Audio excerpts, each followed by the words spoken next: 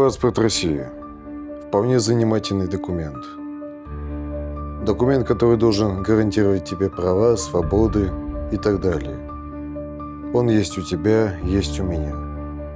Но есть одна маленькая проблемка. Он не гарантирует тебе ничего. Сейчас данный документ является способом государства удерживать людей в одной стране. При этом отказаться от гражданства России практически невозможно. Нам с каждого утюга кричат о любви к родине. Но что если позволить гражданам Российской Федерации свободно отказываться от российского гражданства и менять паспорт? Как много населения останется внутри страны? Думаю, мы с вами все понимаем ответ. Поскольку большинство людей здесь находится вынужденно из-за отсутствия денег и возможности уехать.